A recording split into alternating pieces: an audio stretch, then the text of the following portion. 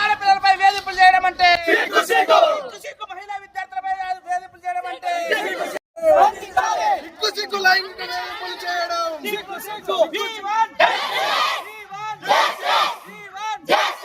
తీసుకోవాలి. అది విద్యాశాఖ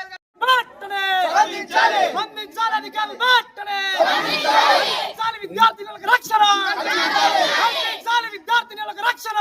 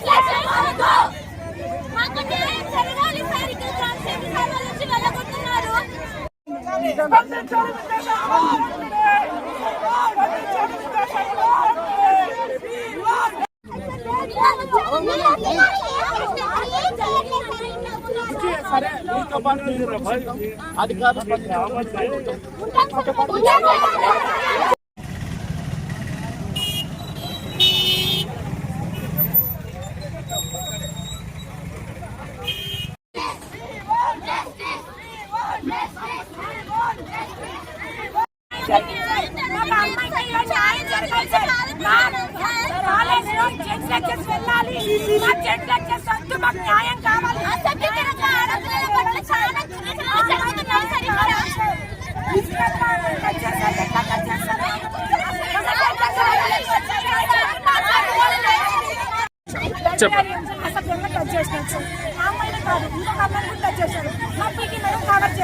అలా జరగకూడదు. మాకేం కావాలంటే జెంట్స్ వద్దు, అమ్మాయికి న్యాయం జరగాలి. మా కళ్ళ ముందే మధ్యలో శిక్షించాలి, వాడిని సస్పెండ్ చేయాలి. ఇంకోసారి ఏ కాలేజ్ వెళ్ళకూడదు. ఇద్దరు చూస్తున్నారు సార్, మా డాడీ ఎట్లా కళ్ళ చూసుకుని అలాగే ఆయన చూస్తే మమ్మల్ని ఎట్లా టచ్ చేస్తాడు. ఆయన ఎట్లా సార్ ముద్దు పెట్టించుకోలేదు సార్. ముద్దు మేము ఎందుకు పెట్టించుకుంటాం? ముద్దు మేము పెట్టించుకోము. ఇలాంటి అందరూ మేము దగ్గర నిలబెడతాం. మా నాన్న మమ్మల్ని ముట్టుకున్నప్పుడు వీళ్ళు ఎట్లా ముట్టుకుంటారు సార్? సార్ వాళ్ళు మాకు న్యాయం చేయాలి. సార్ కూడా వాళ్ళకి మాలాంటి బిడ్డలు ఉన్నారు సార్. సార్ మాకు చేయాలని మేము తీసుకుంటున్నాం. ముఖ్యంగా మీరు ఏం డిమాండ్ చేస్తున్నారా మేడం?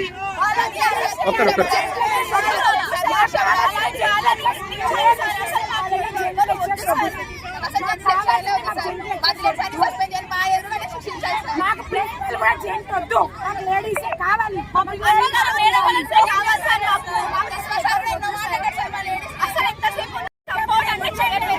వాళ్ళు ఎంతసేపు ఉన్నా వాళ్ళే తీసుకుంటారు కానీ ఇన్స్టిట్యూషన్ అంటున్నారు కానీ ఒక్కసారి కూడా మమ్మల్ని వచ్చి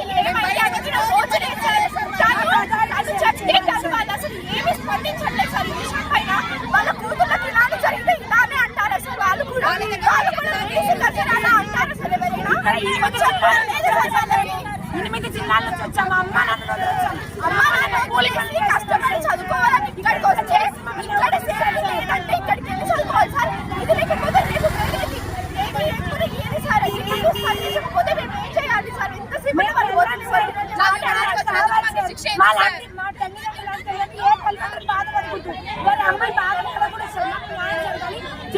వెళ్ళిపోవాలి.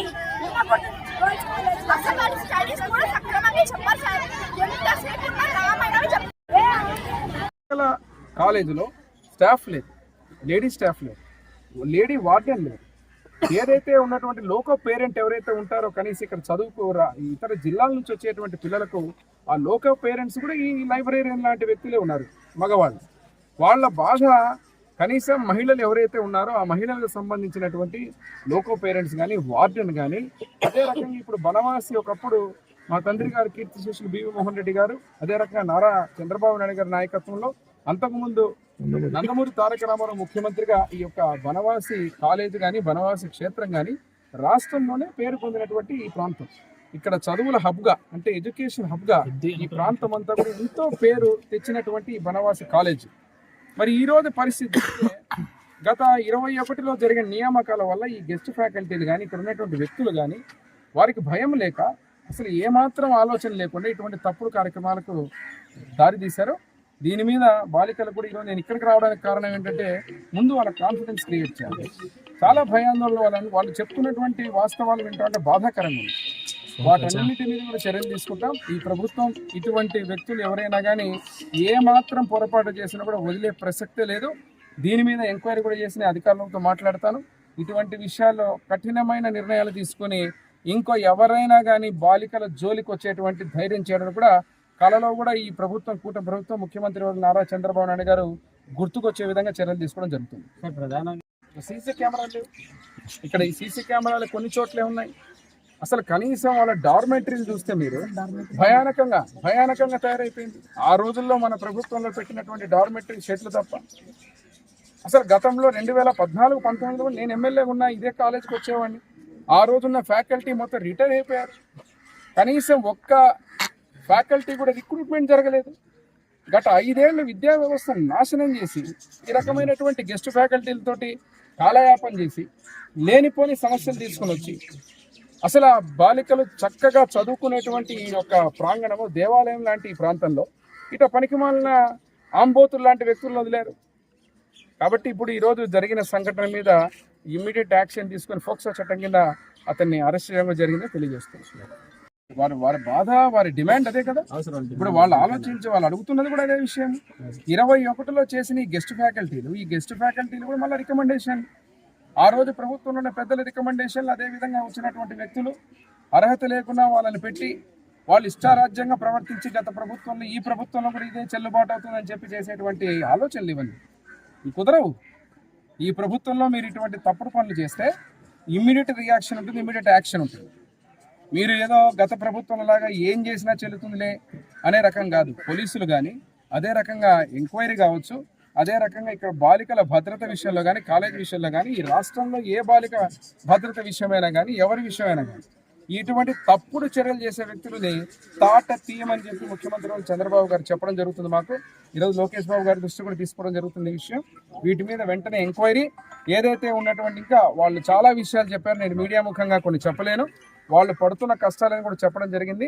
ఇవన్నీ కూడా ఈ ఫ్యాకల్టీలో ఉన్నటువంటి కొందరు వ్యక్తులు ఇక్కడ లోకల్గా వాళ్ళకి ఇబ్బందులు కలిగించిన పరిస్థితి, చెప్పుకోలేని పరిస్థితుల్లో వాళ్ళ రాతపూర్వకం కూడా రాసి ఇవ్వడం జరిగింది నాకు.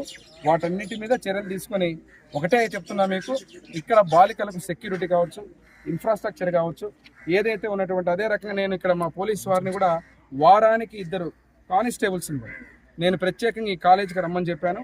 వారు ప్రతి వీక్ కూడా పిల్లలతో ఇంటరాక్షన్ అవుతారు.